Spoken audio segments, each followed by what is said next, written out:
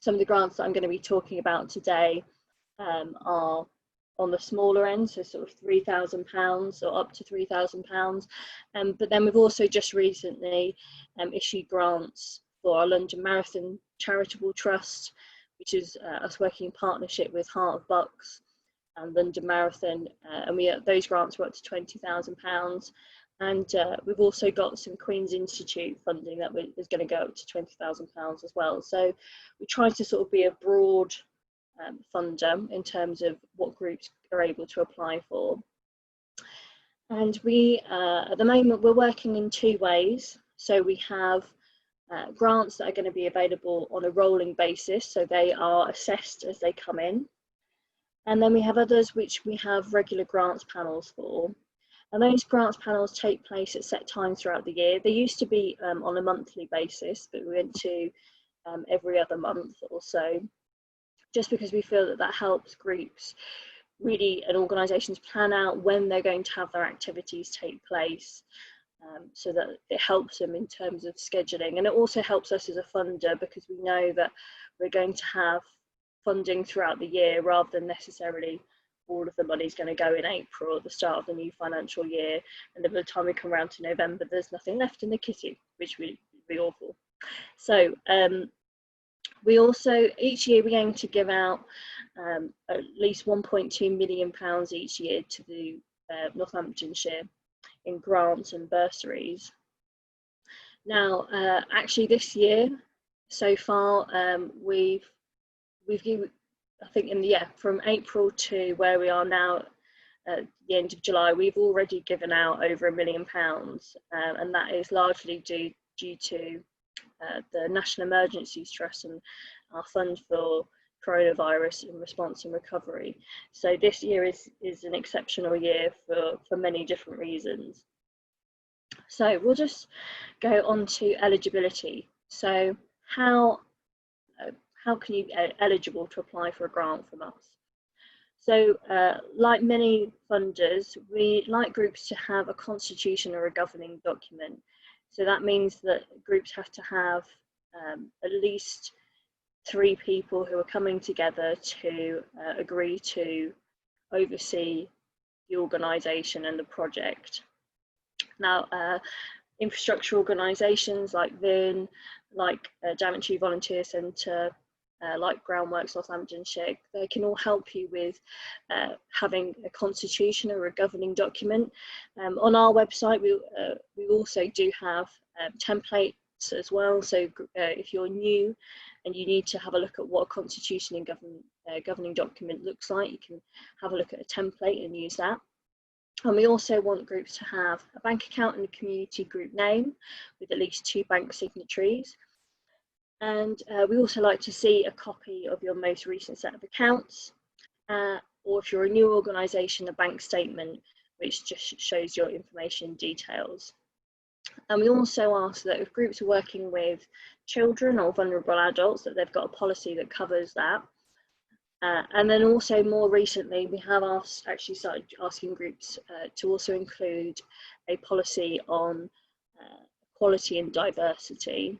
So that's us sort of making our steps into matching up with other funders and good practice in terms of working with groups that are being equitable, that are being diverse and inclusive. So how do we go about finding a grant on our website? So one of the tools we have is a grant finder or a grant wizard. So as you can see, what you would have to do is go to our section on our website, which is apply for grants. And at the bottom of that page, you'll be able to go to the grant finder. Obviously, again, it gives you the list of all what makes you eligible to be able to apply for funding from us. And then also it takes you through different steps. So as you can see at the bottom of this PowerPoint, you would then start asking questions. So for instance, the first one is, do you meet the criteria? And then it would ask you questions about whether you were, what the themes were of your funding. So whether it was to do with sport or arts and culture, or whether you were based in a particular area of the county. And by going through those steps and going through those questions, it would help illuminate to you which is the best grant to go for. So that's if you, for instance, wanted to have a look, but you couldn't, for instance, give myself or my colleague Anthony a call at the Community Foundation, or if you were, you know, could drop us an email. That's another way of sort of being able to narrow down which grants are the most appropriate for you. And the next thing that we ask groups to think about when they are applying for funding from us is thinking about identifying a hidden need. So we try to sort of prioritise groups on what they're going to be tackling within the county. So a few years ago, we worked with the University of Northamptonshire on a hidden needs report, and that highlighted sort of different issues in the county that were unique to Northamptonshire. So, for instance, the high rate of self-harm that leads to hospitalisation, that's quite prevalent in Northamptonshire. And then also we broke down into different areas. So, for instance, you know, what was the priority need in Corby versus what's the priority need in South Northamptonshire. And that also has led on to going down so since that report that we did in 2017, I believe, it's now gone on to something which we call Northamptonshire Insights. So that's us working with an organisation called Local Insights, where we look at the data that comes in across lots of different areas, so health and also in terms of poverty and things like that. So again, we can identify what areas we need to focus on. So at the moment, we have in that section a few different reports, updated ones. So ones on child poverty, on crime as well. And we hope to obviously produce more of those reports and so that they're up to date, so groups can see what the needs are in their area. And that's all on our website. So when you go into the About Us section on our website, there is Northamptonshire Insights, and you can still see the hidden needs report that we did a few years ago, but as I said, you can also see these up-to-date reports, so you can be up to date on what's going on in terms of your area. And this is really important as well when applying for grants, because you can use this information to back up what you're asking for. And that's not just from us as a funder, as NCF. You can use this information if you're applying to the National Lottery, or you can use this information if you're applying to Mick George. This data is available for you to use regardless of who you're applying to, but it just helps you, as well as having that maybe that anecdotal information from your beneficiaries, that you can also back it up with statistics as well. So let's talk about what funds we've got on the go at the minute. So we have the Coronavirus Response and Recovery Fund. So this is a rolling fund, and it's looking at obviously helping communities that have been affected by COVID-19, which is quite broad, and because obviously we've all been affected in one way or another. So at the moment, we've still got our crisis response grants, where groups can apply to up to £3,000 to do sort of frontline work. But that can be anything from, you know, we funded things for food poverty, but we've also funded activities that are looking to help people's well-being, things that are going to be helping volunteers as well as beneficiaries. So that is quite broad in terms of what you can apply for. And then we've also had our strategic response grants. So at the moment, we're only accepting applications covering Corby and Kettering, because we've covered other areas within the county, so South Northampton, Northamptonshire and Wellingborough, for example. So at the moment, that's just Corby and Kettering, as I said, and it's grants between £10,000 and £20,000, and it's looking at rather than it being an emergency response in terms of working in one particular area, this is about a coordinated response between different organisations trying to tackle what could be a root cause. So examples have been, for instance, we funded supporting Northamptonshire, who were working with organisations who are working in the Asian community across Northampton and Wellingborough in terms of food poverty, but also in terms of being able to access material in different languages, being able to also have access to information about welfare and benefits. So it's tackling, obviously, because that community is one of the hardest hit by COVID-19, that is an example of a grant which is helping to tackle a particular group of people across Northamptonshire, Northampton and Wellingborough, but it's helping to look at why they might be particularly affected by COVID-19. So whether that's because of obviously lack of information in their own language that they can understand, and there might be cultural differences, and also it could be things to do with housing as well that they're struggling with, which means that things like social isolation is really difficult. So that's a great example of one of the strategic grants that we've awarded. So if there's any groups who are thinking about doing something similar in Corby and Kettering, it'd be great to hear from you. And as I just say, just go back quickly, with coronavirus crisis response and strategic response grants, as I said, they're both on a rolling deadline, so you can just apply as and when you need to, and again, it's all through our website, those applications. So here, next fund is the Anglian Water Positive Difference Fund. So this is one of our corporate funds that's been set up, and it covers, obviously ours is covering Northamptonshire, but there are other community foundations involved for wherever Anglian Water are delivering their services. So this is a very similar fund to the Coronavirus Response and Recovery Fund. It's got very similar aims and focus. Groups can apply for more money though. So that's one of the main differences, is that groups can apply for up to £5,000. So we've had our first round of funding for this particular fund, and that's been awarded. So at the moment we're waiting for our second tranche of money to come through from Anglian Water, and so at the moment this fund's on pause, but hopefully in the not too distant future it's going to be open again, and again it will be awarded on a rolling basis.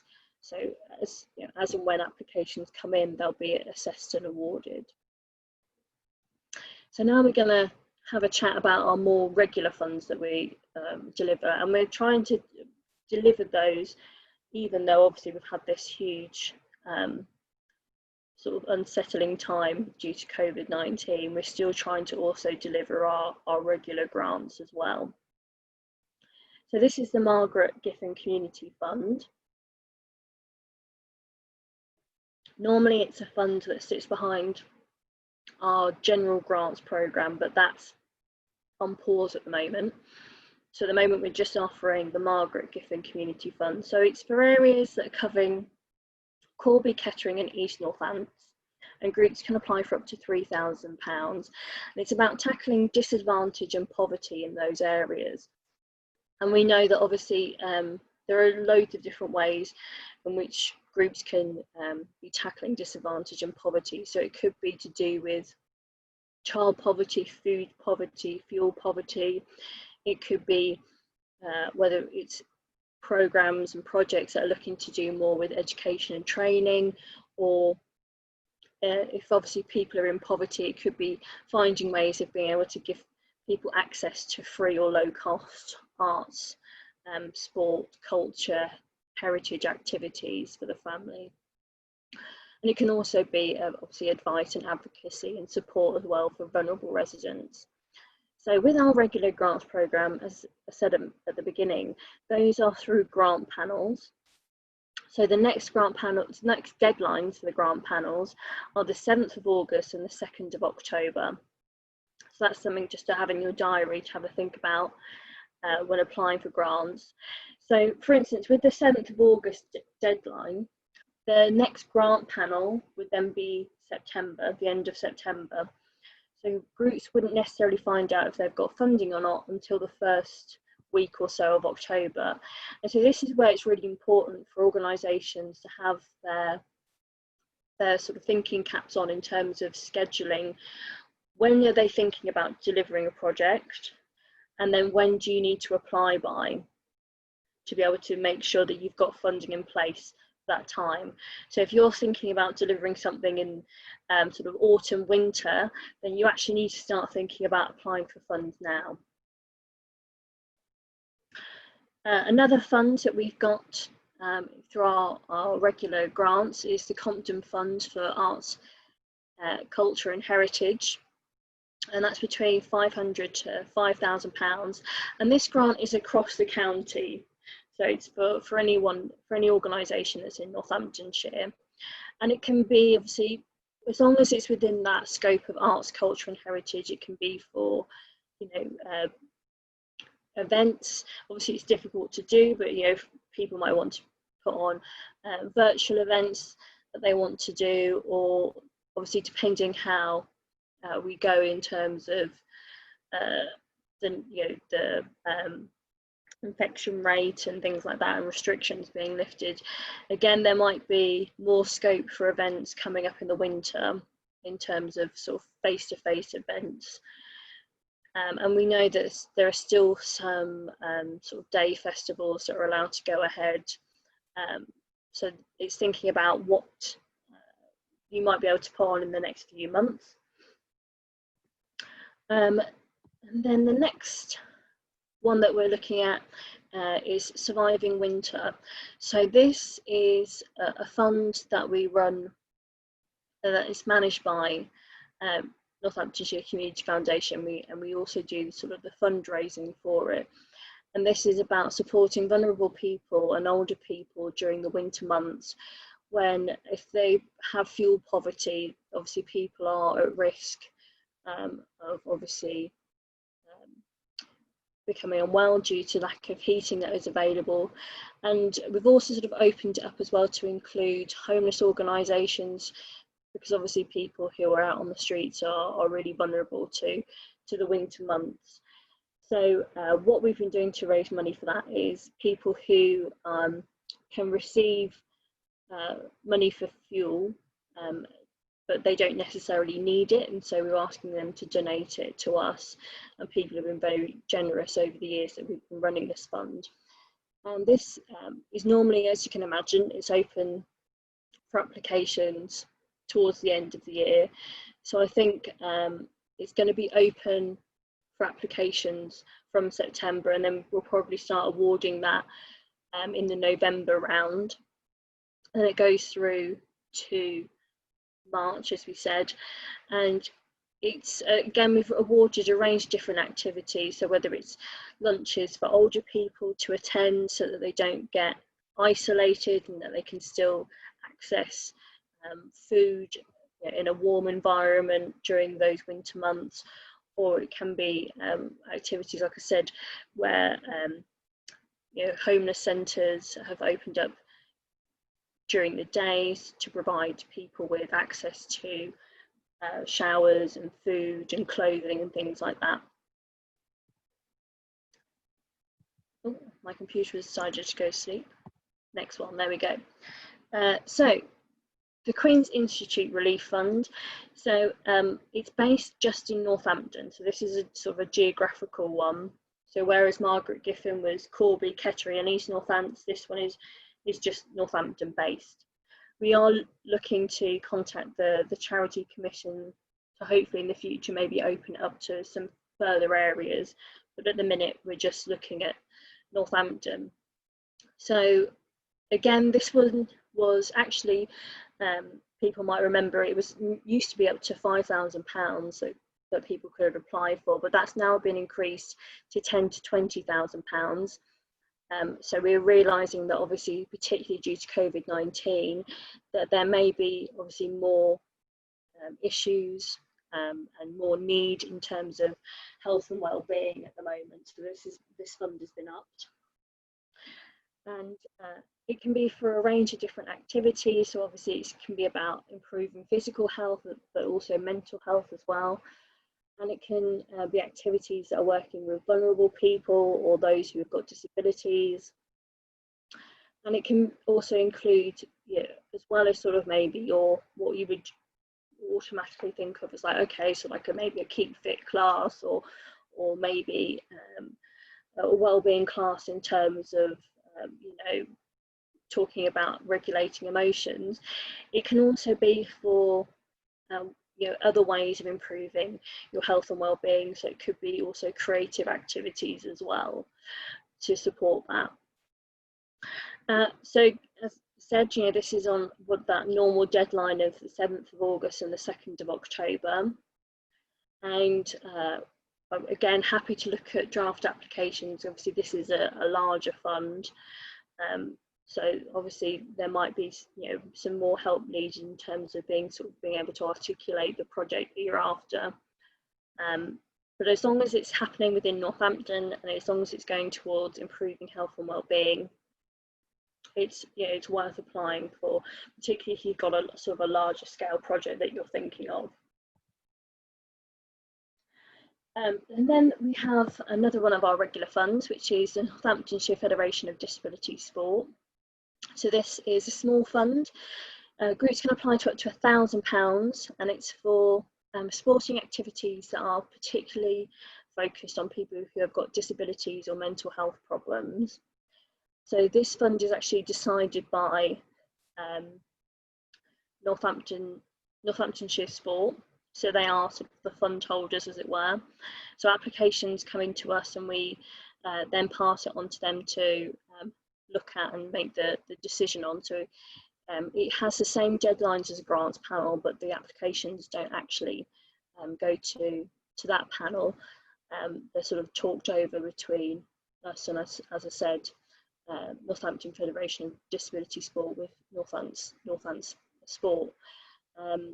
So as you can see, obviously in the eligibility section, it's talking about groups that are working with people who are 5 and above, and that are going to be obviously trying to get involved in sporting activity, as long as it's not in the curriculum time. So it's not obviously taking over from what needs to be done by schools to get young people into sport. And that application for the Federation of Disability Sport, that of course is on our website to have a look at. That's not an online application, that is a paper, it's a document that you fill in and you can email to us, but it's not an online application.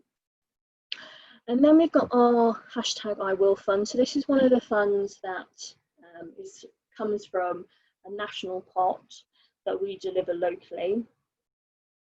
And we've just had most of our funds for this programme have actually been delivered in the last round, but we do have, I believe we have about £12,000 left in the pot to deliver for the next grants panel. So that's enough for, depending on how many groups apply and what they're asking for, it can basically should be able to give enough money for sort of 2, 3, possibly 4 groups, depending on how much people are asking for.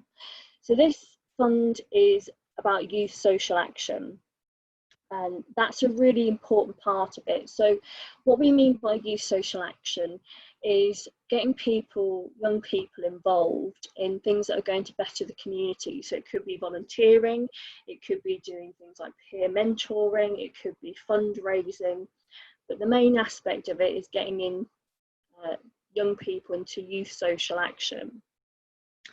So it's not about education or training, which sometimes that ends up happening where groups apply for something that is more of an educational aspect, and then it is about really focusing on social action and getting young people involved in that. The aim of the fund is that young people are going to gain a lot of skills and knowledge through being involved in youth social action, and then hopefully it's a sort of a gateway for them to also be involved in social action and volunteering and community sector work throughout their lives, hopefully, or at least get a sort of a taste of it and an understanding of what that is. So it's for young people aged between 10 to 20, but it can also go up to people aged 25 if they have a disability. And it's a really great fund to sort of engage young people with. And as I said, we've got a small amount of money left over for that. So if any groups are wanting any more information, obviously they can get in contact, and that'd be great. And then we've got our sort of more geographically specific funds. So in Corby, we've got the KHL Big Lottery Community Chess Fund. We've also got the Burton Wolds Community Wind Farm Fund, the Yelvertoft Community Wind Farm Fund, New Albion, and Winnick Wind Farm Fund. So obviously you can tell we've got a lot of wind farms in the county. So and part of that is of their working in the county is that they are providing funds for people who live within that area to be able to access money to be able to improve. So we have obviously applications for organisations who want to improve their sort of local community centre, but it can be for all sorts. We've had groups applying, we've had drama groups applying from that area, we've had groups applying for funding for sort of kickboxing and choirs. So if you live within those areas, if you have an organisation that fits within any of those areas listed in the presentation, it's really good fun to have a look at and think about ways that you can work within those specific geographical. God, I can't talk this morning. It's because I haven't had my coffee, and the reason I haven't had my coffee is because I'm at my girlfriend's flat and she's had her water shut off for we don't know why. So I'm on the orange juice, which doesn't quite have that same hit as caffeine. So I'm going to struggle today. Right. Okay. So it's good to obviously, I can see that many of the people who are in on this workshop today, that you're part of organisations that have existed for a while, which is great. So you've got those systems in place. You've got, you know, you're set up. You have your trustees. You have your committee boards. So you have things like the constitution and all of that in place.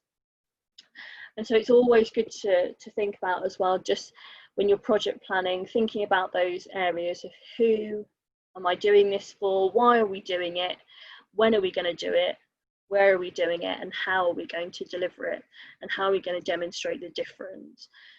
So it's good to always think about those things before you fill in an application form or before you sort of connect with a funder. So that's just our contact information. So it's, as you can imagine at the moment, it's best to contact via email.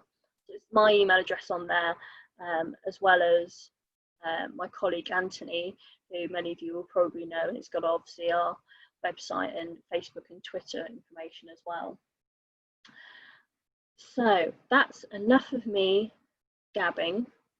It'd be great to hear if anybody has got any questions that they want to ask, or you know, if they need any clarification on anything. So if anybody's got anything they want to write in the chat box, or what do you think, Sean? Yeah, thanks, Alex. That's really a great way to kick off our funding fair, and really well presented and clear about the range of funds that you've got there. So yes, let me just see if I can see people. Nobody's put anything into chat yet about questions, and you did cover everything very succinctly, so it could be that there aren't any. But if anybody wants to make a comment, let's you know, do unmute yourselves and or wave. I think you can wave on Zoom, can't you, if you've got a question, using the reactions button, I think. How do you put a hand up on Zoom? Who knows? Anything from anybody. You don't have to have questions. This is about learning and about understanding. Richard Barnwell. Am I unmuted? You are. Go for it, sir. Yes, well, could I say good morning, everyone, and thank you very much for that very interesting address. I don't know whether I'm allowed to ask a specific question. I'm chairman of Great Cransley and Maudsley Parish Council, and Maudsley, which is the new Northamptonshire village, which was built entirely on my farm. It's actually trying now to provide allotments. And we're discovering that it's going to cost us an enormous amount of money to get an access road. And it's got all sorts of benefits, of course, for people in isolation and social skills with young people and everything. But we're struggling to find any fund that we can apply to for assistance. And I just wondered whether Alex might be able to point me in the right direction with the Community Foundation, please. Is that an allowed question? Yes, of course. Yeah, sure. So, so in terms of getting funding to set up the allotment, I think that's going to be a lot easier than necessarily getting funding to have an access road put in. That can sometimes be quite difficult because if it's on private land, then it's obviously the owner's sort of instance to fund that and put that in. And then if it's on public land, then that's often a public highways or a local authorities, so it ends up falling under statutory. So that aspect is quite difficult to get funding for, I have to admit, because it falls between whether whose responsibility is it, and it's not necessarily if it ends up being statutory, then it's often something that funders won't fund, basically. But in terms of funding equipment or things to help with the actual allotment, then that could be available. So at the moment we haven't. So I'd probably say if you're thinking about something in the near future, either the Coronavirus Response and Recovery Fund, in terms of it's a way of getting people who might be socially isolated out and reconnecting with their community. So it could be a way of reducing isolation, and a way of sort of getting physically active if people don't want to go to necessarily a gym or that kind of sort of more structured sporting things. And also it might be worth having a look at when the Anglian Water Fund is going to become available again, because that's again about making a positive difference in the community. Can I just add there, Alex, that because I think, as Alex says, Richard, there's that distinct element of the social benefit, tackling social isolation, etc., and therefore NCF funds are good there. You actually fall into my area in terms of support in being in District of Kettering.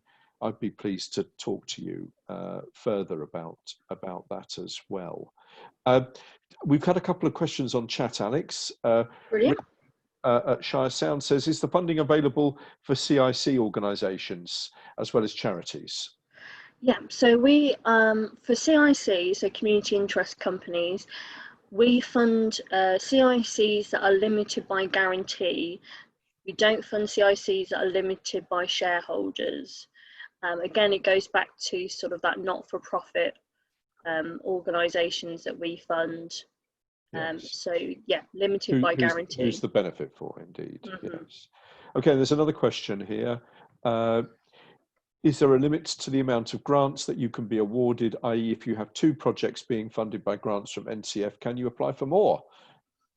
So, so if you're applying so normally our rule is, our general guide is that if you have 2 funds on the go, then that's your limit, so 2 live funds. Because of COVID-19, things have slightly shifted. So for instance, you might have a fund from, let's say, Constance Travis or the Compton Fund, and then you've also got a fund with iWill. But because of the circumstances, as I said, you could apply to those emergency response grants. So for instance, the Coronavirus Fund still, as long as you haven't got any outstanding end of grant reports. But our general rule is if you've got 2 projects live with NCF, that's normally the limit. So with the end of grant reports, then normally you have to fill them in within a time gap of 12 months. But you can, obviously, if your project is finished and you've got all of the evidence that you need, you can obviously sign them off sooner. So then you can have multiple grants within a year because you've signed them off. Yes. And you can't. Another sort of guide that we have is not being able to have two grants from the same pot of funding. So you can't have two grants from, let's say, the coronavirus response, or you can't have two from the Compton Fund. It has to be from separate pots of money because obviously we want people to be able to have access to those fundings, as many groups as possible. So we don't want to double up. Good, thank you. And then Pratima's asked, how long is the COVID-19 emergency fund available until? So we're funding groups for up to 12 weeks because it's an emergency response. So we're expecting projects to last 12 weeks. So our National Emergencies Trust money is coming towards an end. And what we're going to be going into is a sort of a very similar fund, but the money's actually coming from DCMS, so the Department of Culture, Media and Sport. So that's government funding. So it's going to be very, very similar, but slightly different. There's always the fun things in life. There's going to be sort of slight changes to the detail, but that hopefully should be coming available in the next few weeks or so. But we do still have money left over from the National Emergencies Trust. So we're still sort of finalising the details on whether the DCMS money is going to be for slightly more, i.e. the groups can apply to up to 5,000, or whether we're going to stick with the 3,000 amount. And so we're just sort of going in the sort of finer details that we're ironing out before it goes live. It's also important to note that the DCMS money that we're going to be delivering would also be able to cover loss of income, which is something that the net money, so the National Emergencies Trust money, wasn't for it. That was purely for emergency response, whereas the DCMS money is going to have the aspect of covering income loss due to COVID-19. So that's something to think about, but hopefully we'll be able to get up all of the guidance and the information on that over the next coming weeks or so. So please keep an eye out on the website. Thank you. Folks, I'm conscious of time, and some of you may have an anticipation of going into the next session, which starts at 12. So I'm going to draw things to a close. If you do have other questions, do message them or email them in, and we'll pass them on to Alex, and I'm sure she'll be only too pleased to give a written commentary. Alex, thank you so much. That was really very interesting and well presented and helpful. So thank you. Thank you everybody for attending, and we look forward to meeting you on another virtual Zoom session. Cheers everybody. Thank you. Thanks. Bye. Bye-bye.